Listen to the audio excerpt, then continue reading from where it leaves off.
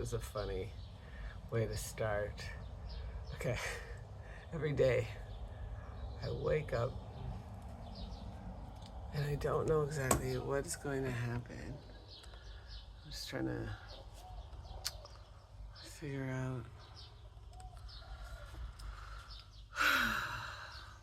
where to begin. Where to begin.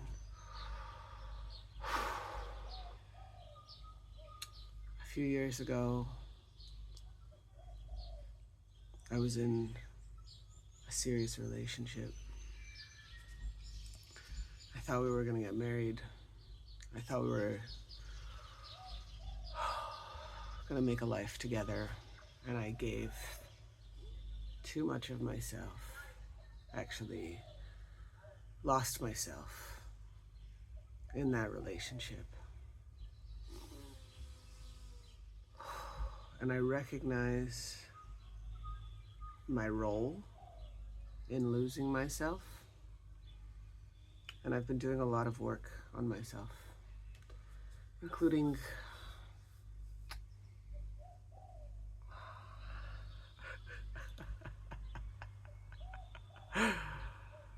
even, I don't know if you know what a book is, but I've opened some books. But to be honest with you, I can't remember all the titles correctly in this moment, and so it's too embarrassing. But anyways, I'm not perfect. I am not perfect at all. I do try my best to live and love in a way that makes the world better. But I struggle. And that's okay. There's something I need to get, and I want to invite you to get something delicious or nourishing or that you want to put between your lips. And let's meet back. Okay, sounds good.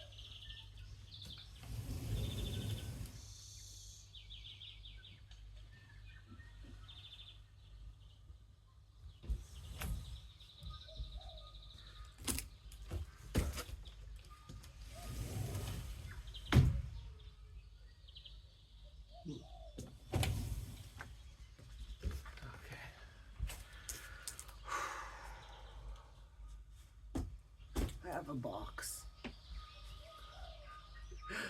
It's probably quite obvious. Oh, this box.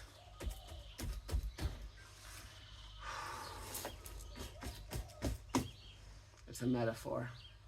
I do love a metaphor.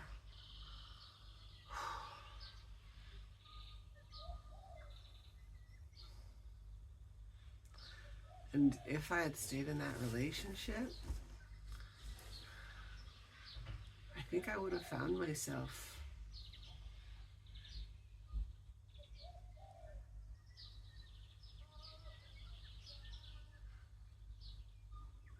unhappy.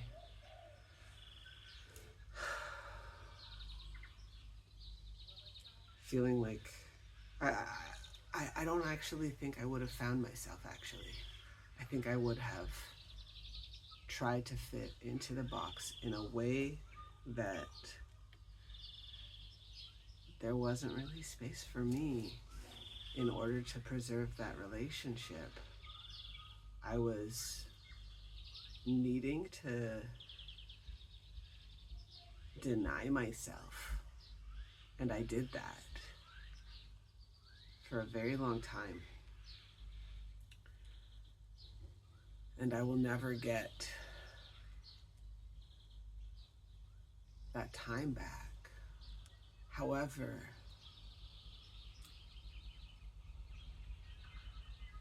now that I'm on this journey of healing and transformation,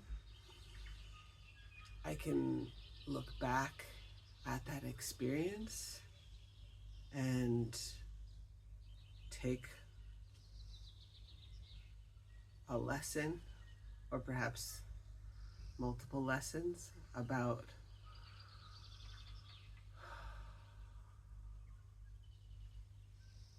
listening to myself, honoring myself, paying attention when somebody who says that they love me doesn't listen when I try to express what I need, and when I try to set boundaries. And I don't think that this person was trying to be a bad partner. I think that a lot of people are doing their best and don't have the skills at holding space for all that we are. And so many of us are living in survival mode and just trying to make it through the day. And it can be really difficult to communicate and to make space for safety and trust and empathy when we're just really struggling. And there's so many complex power dynamics as well. I've recently been going through some messed up stuff where I think my online presence, I'm being discriminated against by my landlord, who said that she would pay my power bills, and it's changed her mind, but there's no explanation. And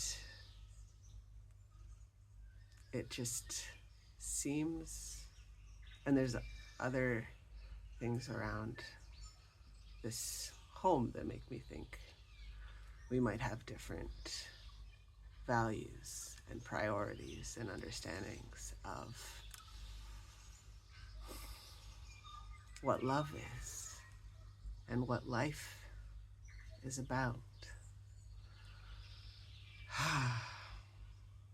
And the way that I used power was influenced based on being told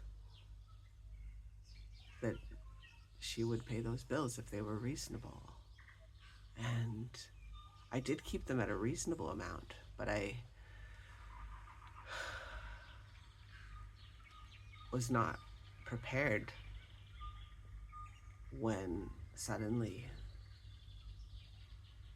I'm being pressured to pay a number of bills all of a sudden.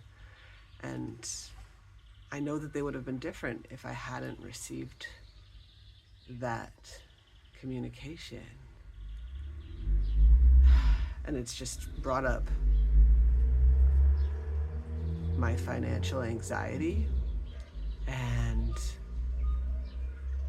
it's very stressful to have all of that happen and then also feel like I'm being discriminated against for who I love and how I use the internet, because she pays for the internet. I think she has access to what happens online, and it just feels like there's been some breaks in trust, and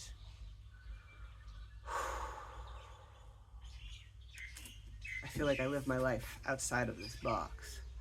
And I think if I had stayed in that long-term relationship, I probably would still, in some ways, be living in a box and disconnected from myself. And I'm grateful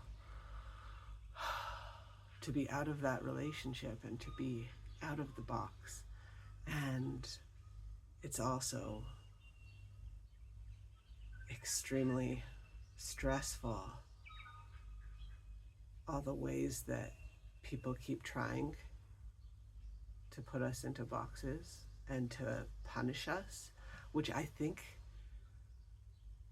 the Power Bills is a punishment for my queerness. I think it's a punishment for my transness. And I don't know exactly what to do, but I want to make the most of this life, even if people are going to punish me for being who I am and loving how I love. And I want to invite us into an experience where we practice being really intentional with loving ourselves, with honoring ourselves. And I know that I'm not alone in having these experiences that are unfair and messed up. And I don't have all the answers, but along my healing journey, I have experienced the healing power of expression, of sharing my voice, of movement, dancing, massage, touch, pleasure, making love, making fuck, and that we can do that with ourselves. We don't need to depend on anybody else to love ourselves. I've been quite lonely and isolated, and having these practices of tuning into the senses has been a way to find myself and to feel my feelings. And I want to share that with you. If you want to have a spicy experiment where we do whatever feels aligned. And if you want to have a prop that represents some part of your journey,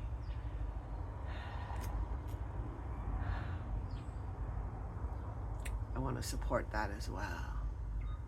There's space to be, space to play, space to fail and to fall and to get back up. I don't know if you can see, but I had a fall recently, and it actually it was quite painful at the time, but now that I'm healing, it feels like I can see some of my pain on my face. And there's something to be said about witnessing ourselves. And if you would like to have some sort of a way to witness yourself, maybe with a picture or a mirror, I want to encourage that as well.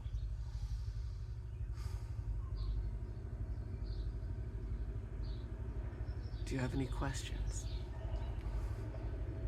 And food is welcome, and there's no one right way to have food.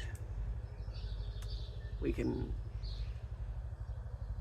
break all the rules about how you're supposed to eat. I've definitely broken a lot of food rules in ways that are not harmful but delicious and aligned with my values of love, making this world a more loving place, and how we love ourselves and beyond. Do you want to do a movement, dance, massage, optional fuck experience? Oh yeah, and I might shave